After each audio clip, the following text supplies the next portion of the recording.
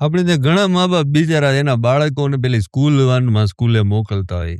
મા-બાપને બાળકોને સ્કૂલે જવા લઈ આવવાનું ટેન્શન ને એટલે આ સ્કૂલ વાન પર ભરોસો કરતા હોય. પણ આ સ્કૂલ વાનવાળા કેવા ચાલે છે અને એનાથી પણ વધારે તો ભાઈ રાજકોટના સિટી બસવાળા ખબર નહીં કે કયા ફિતૂરમાં ચાલે છે ને કે બ્રેક મારવાનું નામ જ નથી લેતા. આજે બન્યું એવું કે હવે આમાં વાંક કોનો કાઢવો ને એ તમારે જોવાનું છે.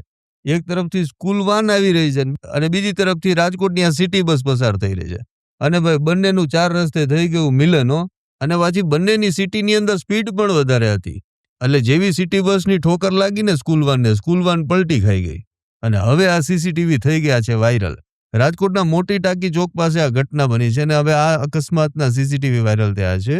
હવે આ દ્રશ્યો જોઈને વાંક કોનો છે એ તો તમે કહી જ શકવાના છો.